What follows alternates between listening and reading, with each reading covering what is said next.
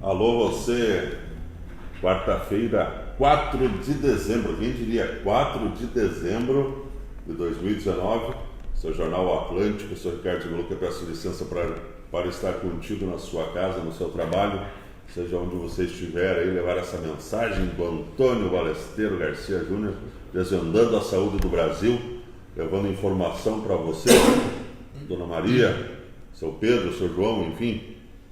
Antes, gostaria de falar um pouquinho com você a respeito dos destaques de capa do nosso jornal, periódico impresso do dia de hoje. Jornal impresso aí que você pode receber no conforto do seu lar. Eu sei que tem muita gente aí que pode estar sentindo falta do impresso.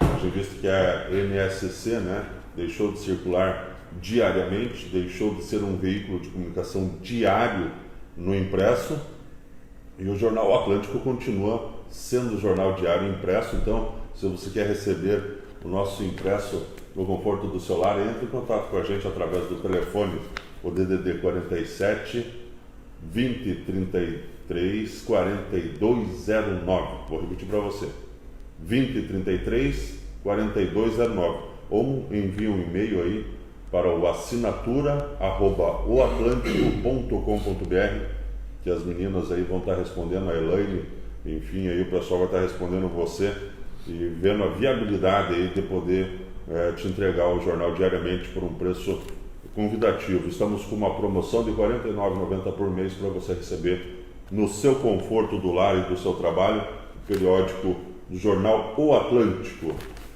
Legal? Itapema recebe segundo Festival de Surf e Inclusão neste final de semana. É neste final de semana, gente, então vale a pena. Para você, no sábado, dia 7/12, o segundo Festival de Inclusão vai acontecer no canto da praia, não, na Praia do Centro, para ser mais exato, para você na Praia do Centro, página 8. Vou pegar aqui, Antônio, para levar a informação de forma correta aí.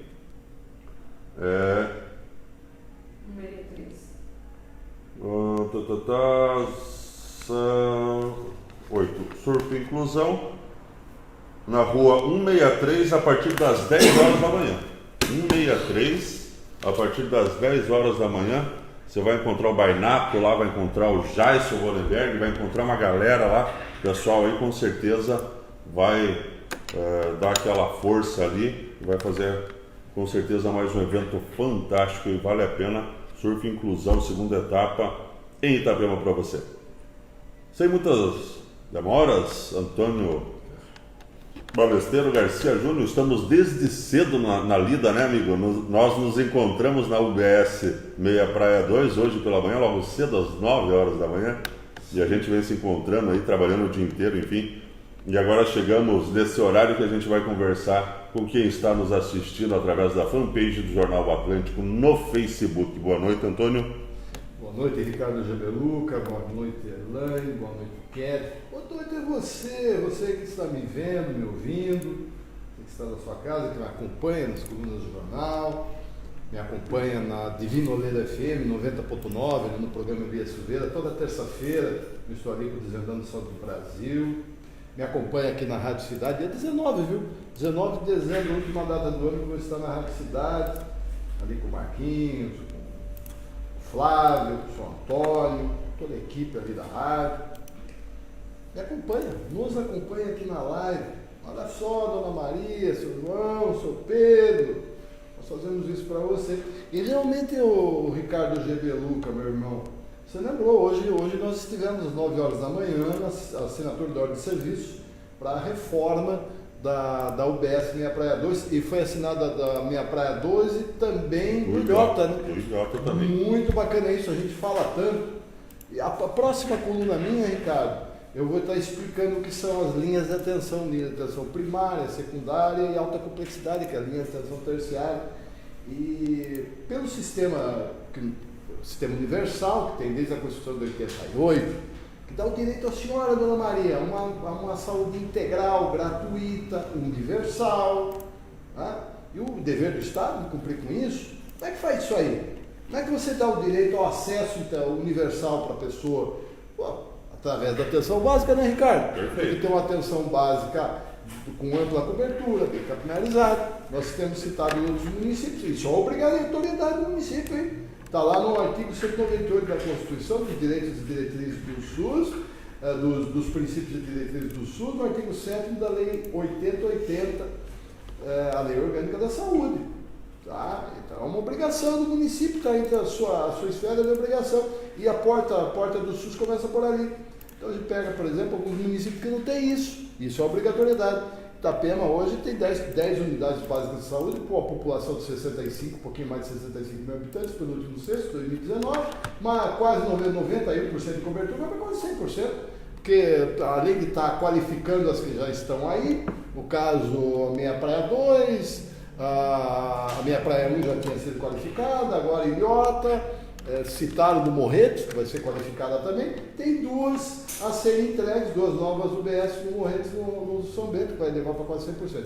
Isso é maravilhoso. Se hoje eu vou falar sobre pediatria, né, Ricardo? Sobre pediatria, hospitais pediátricos, política nacional de atenção integral à saúde da criança, tá? Eu não tenho como pensar nisso, nós não temos como pensar nisso, sem pensar na porta de entrada do sistema. Tá? O Sistema Único de Saúde ele é horizontal, tá certo? Não tem hierarquização.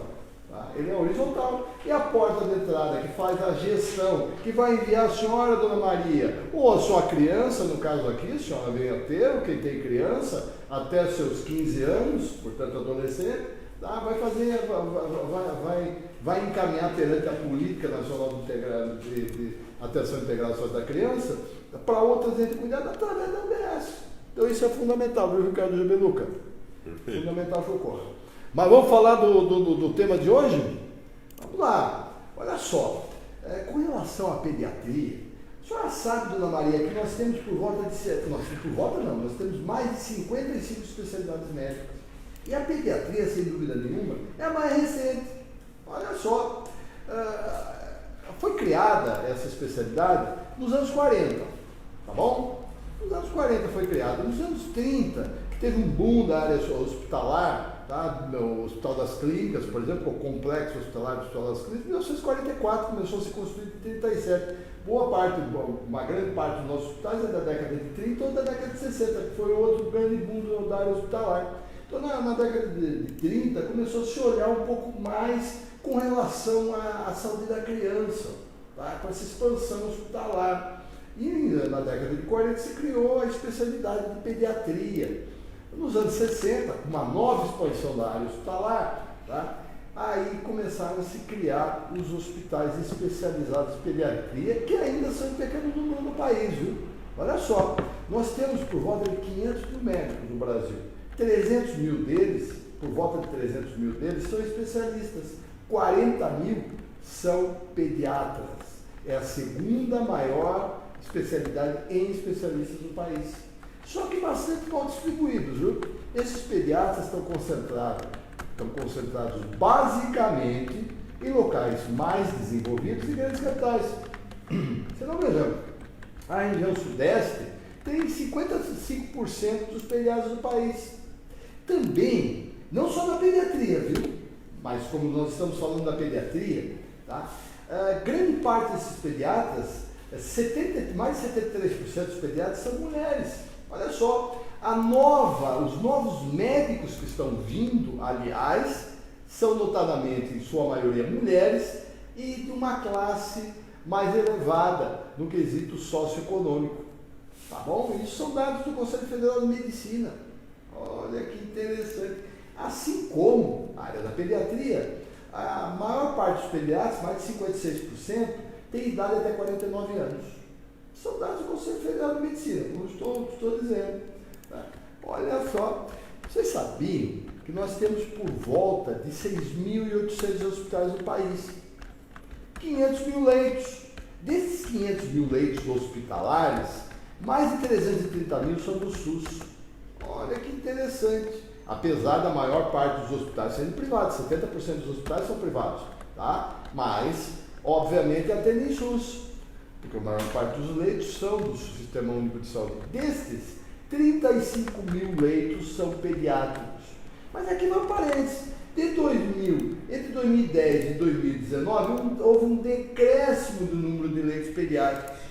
No SUS, caiu de 48,9 para 35 mil. E o sistema suplementar, a saúde suplementar, perdeu um pouco mais de 2 mil leitos, 2.130 e poucos leitos. Por que isso? Claro, no SUS, a questão econômica, sem dúvida nenhuma. Ainda mais depois da emenda constitucional número 95 de 2016, que limita por 20 anos os gastos públicos. Quando eu falei aqui sobre maternidades, que muitas delas estão fechando pelo país, eu já falei dessa emenda, tá? Está diminuindo, está aumentando a população, mas está diminuindo os investimentos no Sistema Único de Saúde. Tá? Isso também repercutiu na pediatria. Mas também está repercutindo a questão da tecnologia, tá?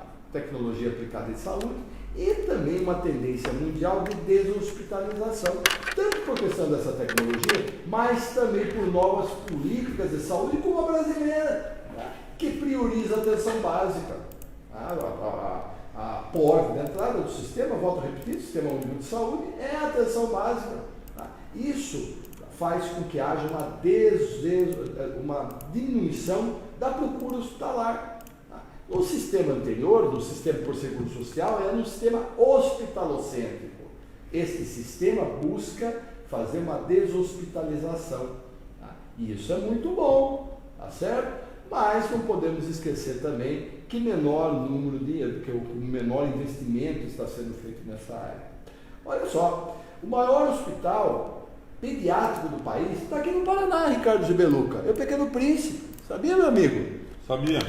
É o maior hospital pediátrico do país e é um hospital centenário.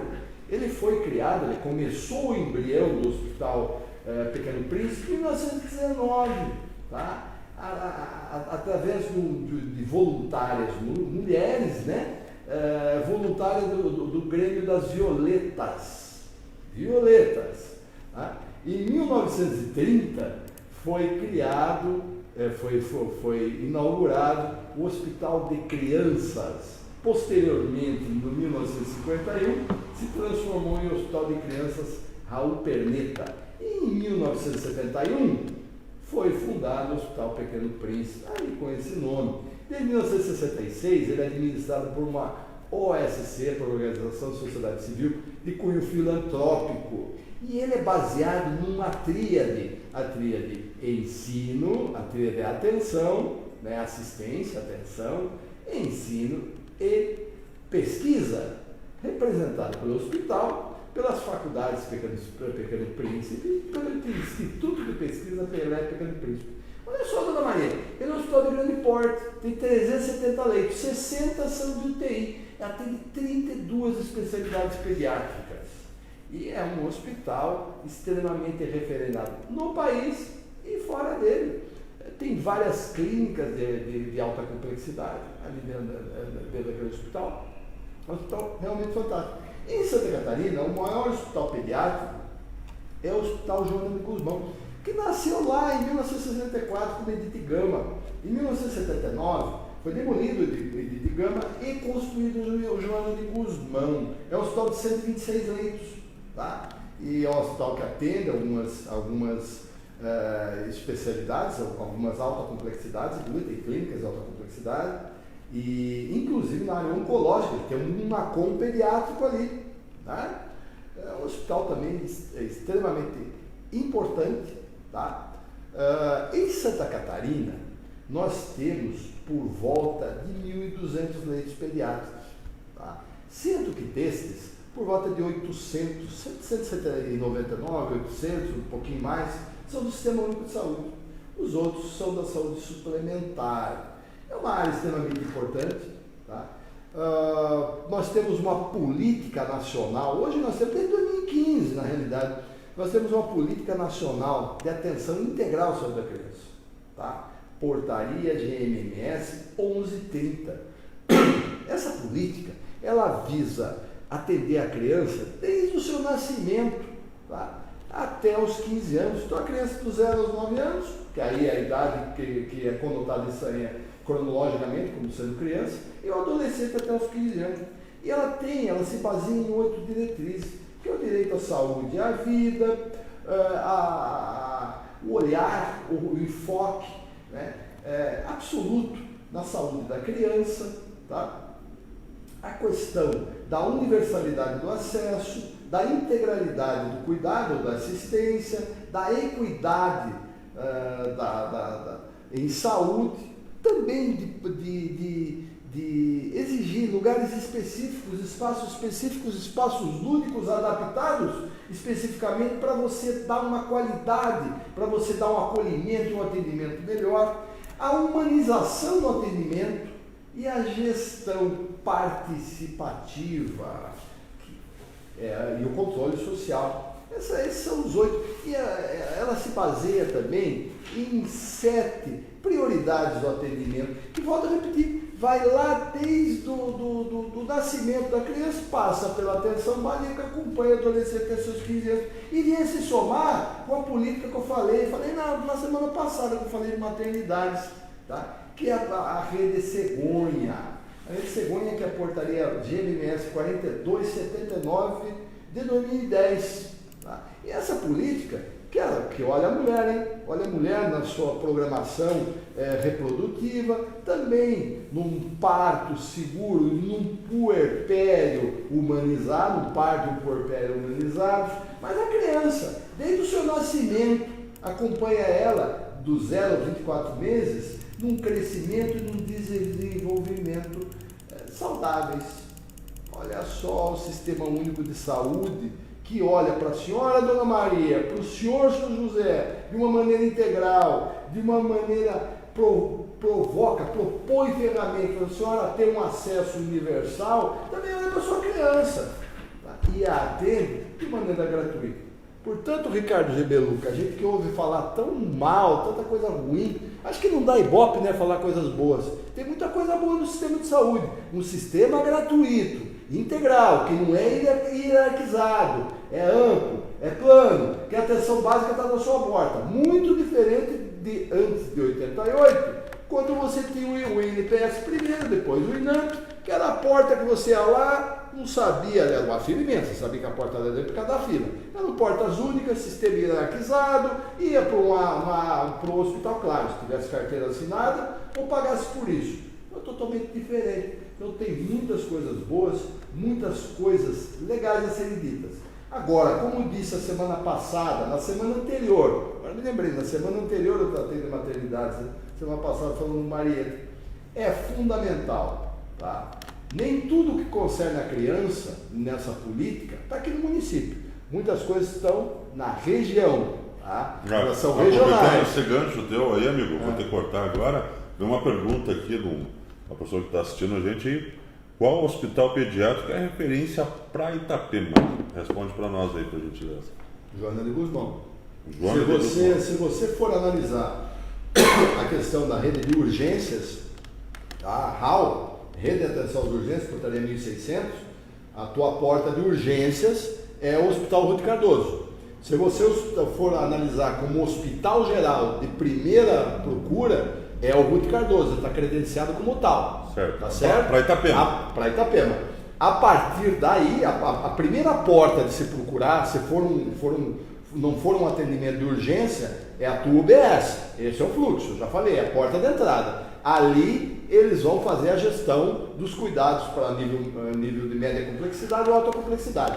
Se você tiver que procurar uma urgência, tá? Obviamente, o morador de Itapema vai procurar o Hospital Santo Antônio, mas quem recebe efetivamente por isso, como hospital geral, para atender crianças inclusive, como maternidade, dentro da rede Cegonha, como rede de atenção às urgências, é o Hospital Ruth Cardoso, para Itapema inclusive, para Porto Belo e Bombinhas. A partir dali, ele vai ser perante um centro de regulação regional, ele vai ser regulado para um outro lugar. Quem atende as altas complexidades, né, no caso, seria dessa região, seria o Hospital Joana de Guzmão. Mas a primeira porta, tá, nesse caráter emergencial, seria o Ruth Cardoso. Expliquei? Tá, perfeito. Só uma outra incógnita que chegou aqui no direct, né, é a respeito do Hospital Pequeno Anjo. De Itajaí, né? Itajaí, né? O Pequeno Anjo não atende complexidades, tá? O Pequeno Anjo, na realidade, ele atende alguma coisa de média complexidade, tá? Mas é um hospital, por exemplo, Itajaí. Qual é o hospital? Nós estamos na região... Você tem 16 regiões de saúde no estado.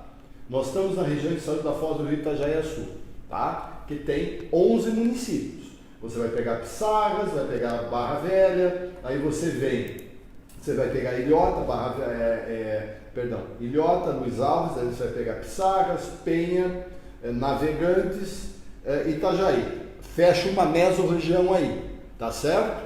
Essa mesorregião, e depois você tem a outra mesorregião que é de Balneário Camboriú, né? Balneário Camboriú, Itapeva, Porto Velho e Bombinhas, formam essa região de saúde. Na mesorregião de Itajaí, o Hospital Geral, que porta de urgências, portanto está credenciado na rede de atenção de urgências, é o Marieta, que também está credenciado na rede Cegonha, tá bom? Mas a referência para essa região de pediatria, tá? No âmbito hospitalar, tá? Clínica de pediatria, não é o Marieta, é o Pequeno Anjo, tá bom? Perfeito. Que é um hospital da Univale, administrado pela Univale. Confesso para você que na temporada passada, ano passado, isso é um depoimento meu, ano passado, por volta de janeiro, meados de janeiro mais ou menos, eu estava com meu filho, que hoje tem 12 anos, passando mal em casa, eram por volta das 9 horas da noite, mais ou menos, eu peguei meu carro.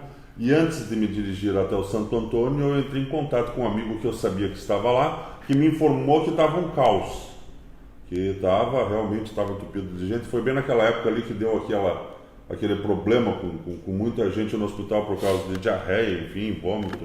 O pessoal estava realmente mal, ele estava cheio o hospital. Eu pensei comigo, aonde que eu vou nesse momento agora? Ruth Cardoso, eu já sabia que também estava, né, cheio, até por conhecer um pouco já Itajaí, eu fui até o Pequeno Anjo. E amigo, pensa no atendimento, viu? A portinha é pequena para entrar ali no pronto-socorro, né? A gente entrou, que é a porta de entrada. Atendeu maravilhosamente bem. Fomos muito bem atendidos, não tenho do que reclamar, realmente o pessoal de lá fez um belíssimo trabalho, nos atendeu. O meu filho ficou em observação até umas 4 horas da manhã, mais ou menos. Saímos de lá com ele recuperado, muito bom atendimento, foi excelente. Não se negaram em atenderam e fizeram um ótimo atendimento. Quer dizer, de repente não seja a nossa referência, mas no caso, que nem no meu caso, que foi algo que realmente precisou assim de última hora, foi o socorro aí pra gente. Carlos Gebeluca, completando o que você está falando. A Política Nacional de Atenção Integral à Saúde da Criança é de 2015, amigo. Você você não tinha uma política específica nessa área. Se você não tem uma política, você não destina recursos. Perfeito. Tá bom? Então os hospitais infantis perante o SUS sofreram muito com isso. Por exemplo, o Joana de Guzmão, ele tem altas complexidades. Então ele está habilitado, por exemplo, no NACOM. Ele tem outras habilitações. O Hospital Pequeno Anjo, tá? Por uma questão de porte, por uma questão de estrutura, ele não é um hospital pela sua estrutura física, pela sua oferta de tecnologia, um hospital de alta complexidade, ele teria dificuldade em se habilitar nessas áreas, ele não tinha uma política. Então sofreu muito com isso. Você vê uma política recente, de 2015, 4 anos apenas, tá certo? Perfeito. Então o Pequeno Príncipe sofreu muito com isso, o Pequeno Anjo, assim como outros hospitais. E ele não é referência para nós. E olha que interessante Itajaí. O Marieta não atende criança, Balesteiro? Para o SUS não. Ele é um hospital administrado por uma OS filantrópica, tá? Ele atende em parte privado, em parte particular. O particular ele atende criança. Perante o SUS ele não é credenciado, até por existir a figura do Pequeno Anjo ali. Tá certo? Eu acho, provavelmente. Mas o Pequeno Anjo não é referência para nós. Por vezes até, dentro de uma regulação necessária, ele acolhe. Aí fala, como é que ele recebe? Ele vai receber no variável. Ele vai receber, porque você tem um fixo, né, que é por políticas, por você se inserir em redes de atenção. Perfeito. E um variável, daí você vai atender por AIHs, autorizações de internação hospitalares, e por um teto hospital, teto ambulatorial, que o hospital tem também. Então os hospitais têm um teto, tá? Esse teto ele pode ser aumentado conforme uma série histórica, conforme ele comprove por um determinado período de tempo um volume de atendimentos. Você possivelmente entrou pelo princípio da universalidade dentro desse teto ambulatorial e se foi internado foi por a IH. Conhecedores da lei, né? Praticaram a lei da forma correta, obedeceram a lei, foram solidários. Que diz que independente da sua mesorregião, mesmo porque eu não sabia, na época eu não tinha nem noção, né? Mas que na hora que você necessita e realmente precisa, você é atendido aí de forma universal. Ricardo, só mais uma coisa que é importante dizer. Fala palesteiro, você tem o princípio da universalidade, por que você fica falando que lá, cá? Porque, gente, o SUS ele é financiado. Você dizer que o Ruth Cardoso não recebe para atender Porto Belo, Bombinhas e Itapema, você falar uma mentira. Você não conheceu o SUS. Claro que recebe. Recebe dentro da rede de cegonha, da rede de atenção às urgências, fundo a fundo. O dinheiro vem diretamente do Fundo Nacional. É por isso, é isso, Balesteiro? Balneário Camboriú está credenciando o hospital. A referência é Balneário Camboriú, que a gestão é de Balneário Camboriú. Ela credenciou o hospital, ela contratualizou o seu hospital, como anteriormente estava contratualizado o Santinense. Se amanhã ela querer construir um hospital e descredenciar, descontratualizar, tudo bem. Tá? Você pode contratualizar inclusive 2 hospitais. Quem contratua, por exemplo, Itajaí, o Hospital Marieta Conder é um hospital estadual, construído no próprio público, tá certo? Perfeito. Quem contratualiza é o próprio estado, mas passando pelo município que tem gestão plena. Mas o Hospital Pequeno Anjo é um hospital privado, da Univale, contratualizado pelo município. Itajaí, no caso especificamente com relação ao Marieta, numa pactuação com o estado, tá? Ele contratualizou o Hospital Marieta e o Pequeno Anjo.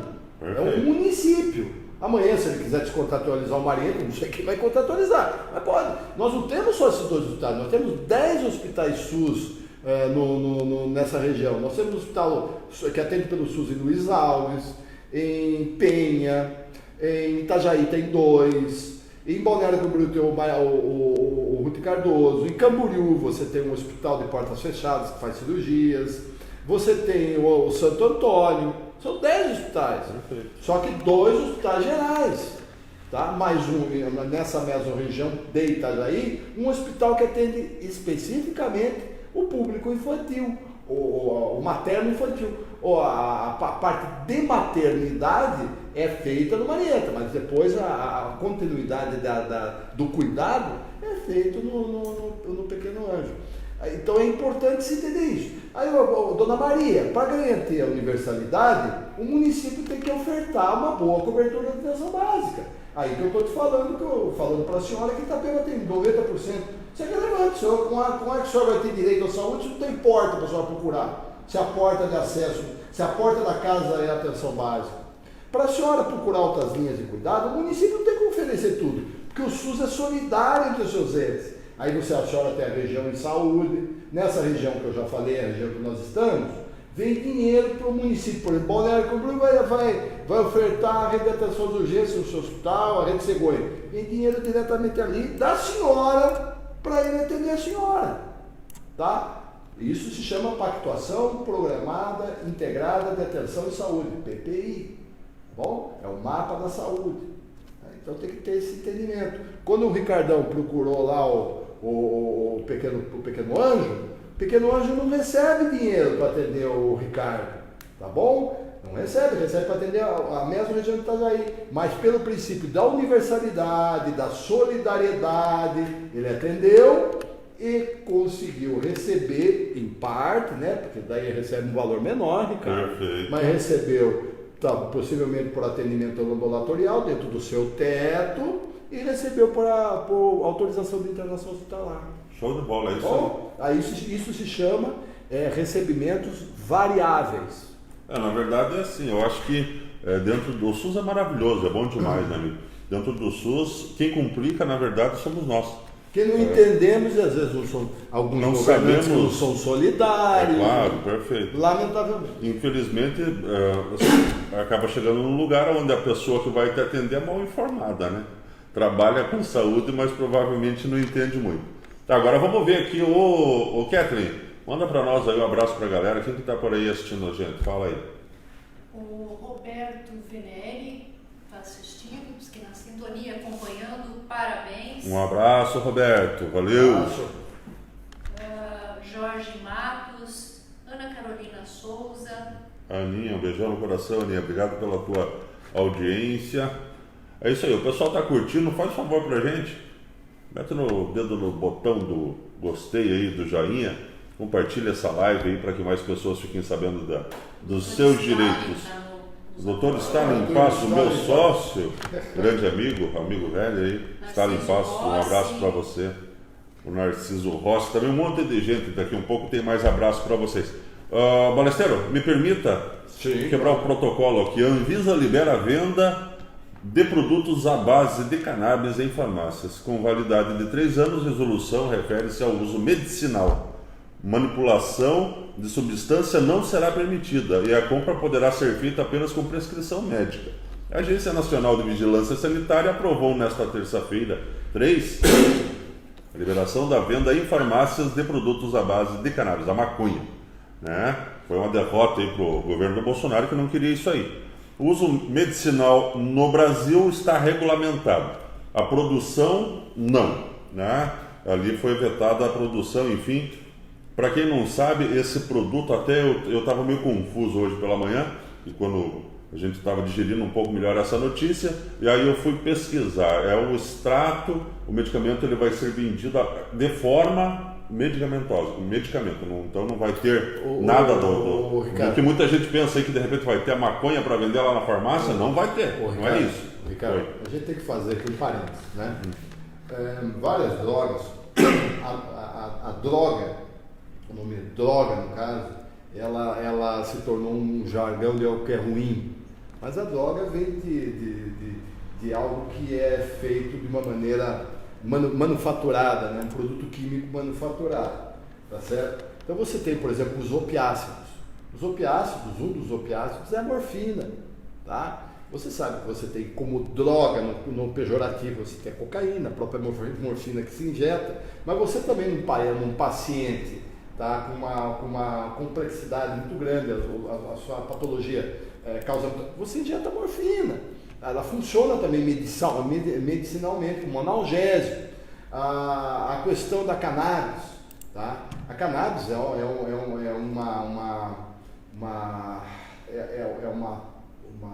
faz parte da fauna, né? Tá? Eu falei há algum tempo atrás sobre a fauna brasileira, que é muito rica, né?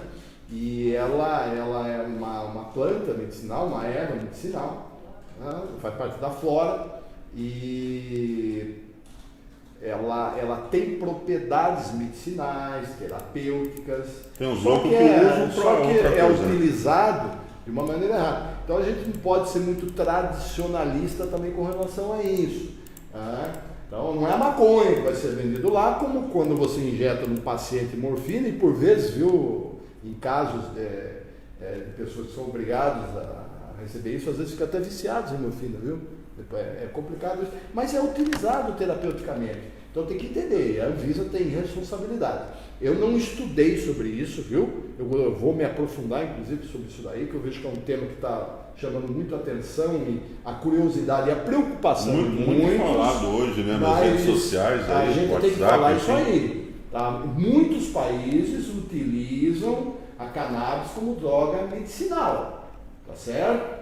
Agora, como isso está sendo trabalhado pela Anvisa, propósitos, diretrizes, foram feitas audiências públicas, né? Perfeito. E, enfim, eu não estudei para analisar. Eu até dei uma olhadinha no tema, mas não tenho a tua propriedade para falar. Então, prefiro que de repente você fale um pouco para a gente a respeito disso numa próxima oportunidade. Isso. Com mais conteúdo. Agora, eu sou obrigado a fazer esse parênteses, que já é utilizado outras drogas muito mais pesadas, como no caso dos opiáceos. Você tem aí a morfina, é um exemplo clássico, né? Pois é, enfim, exatamente. Mas, então tem que independente de analisar. qualquer coisa, né, Balesteiro, eu acho que é válida essa resolução aí da Anvisa, que cria essa nova classe de produtos. Sim, claro. Que é sujeito à vigilância sanitária. E olha só, mesmo estando liberado para ser utilizado desta forma, ela não é classificada como medicamento, viu? Segundo aqui a resolução da Anvisa. Estou com a resolução aqui na minha tela, né? Segundo a resolução aqui, não é classificada como medicamento, tá bom? É isso aí. Eu acho que na próxima semana dá para falar alguma coisa a respeito, Balesteiro. Outra coisa que eu gostaria de falar contigo é a respeito do nosso jornal que sai amanhã e tem como destaque de capa, vou falar para você aqui, uma coisa que a gente até falou uns dias atrás aí e vai estar na coluna do nosso querido amigo aí, do Capitão Rodrigues, o comandante da Polícia Militar aí. Tá de férias, tá de férias, volta no dia 10, dia 4 ainda, volta no dia 10. Capitão Rodrigues aí que vem amanhã falando sobre agressão à mulher é um ato de covardia que deve ser denunciado. Acompanhe na coluna do Capitão Rodrigues, bem legal também. O silêncio mata, diz aqui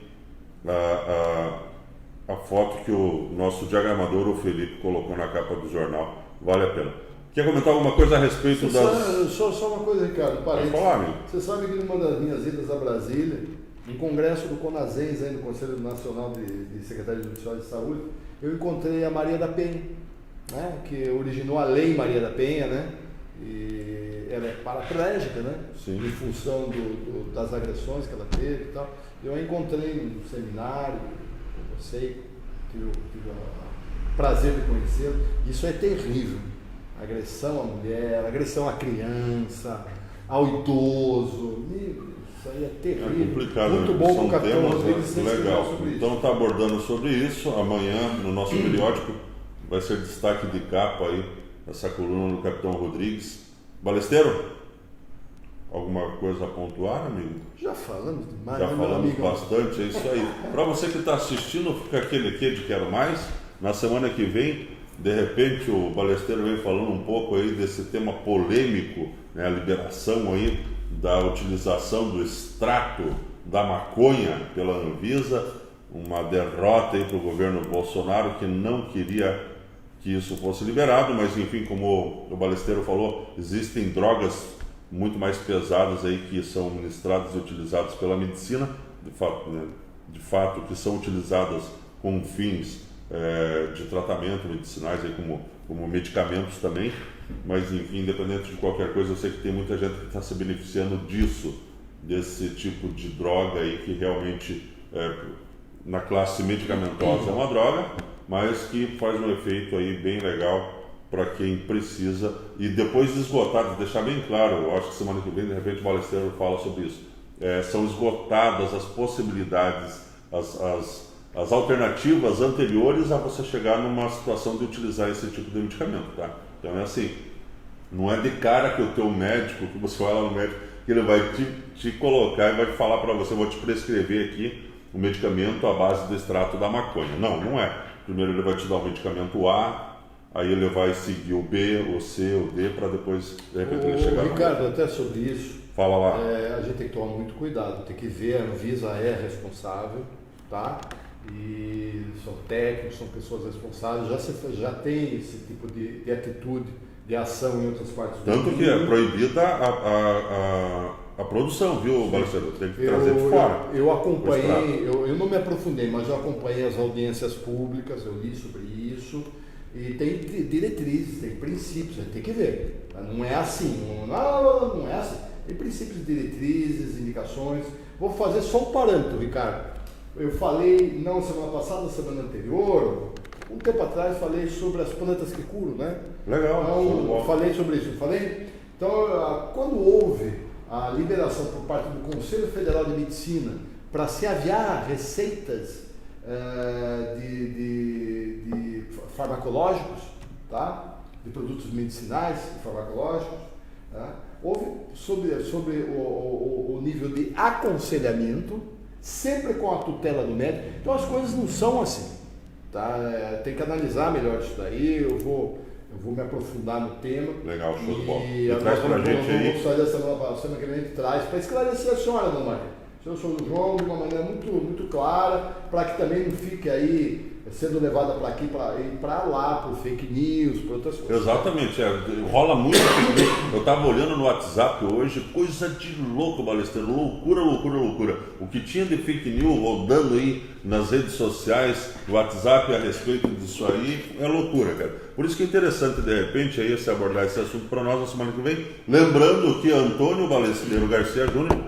faz aí a sua coluna derradeira deste ano, que sairá e será veiculada no dia 17. No dia 18 faremos a nossa live aí entrando já em comemoração ao Natal e para que tenhamos um ano aí findando, né, e iniciando repleto de coisas boas, retornando daí em janeiro, dia 14, né? No dia 14. No dia 14 com a coluna e no dia 15 com a nossa live. Então é isso aí, oportunidade para você até lá. Não esquece de dar um ok aí, curta e compartilhe essa nossa live, que você estará ajudando a gente a levar mais informação a mais pessoas e estará contribuindo para que a gente continue fazendo aí esse trabalho maravilhoso que o Antônio Balesteiro se propõe a fazer para nós aí do Jornal O Atlântico e todos que estão nos acompanhando. Valeu, Antônio. Vem conosco? Vem conosco. É isso aí. Uma boa noite para você, um forte abraço. Fiquem com Deus. Até mais.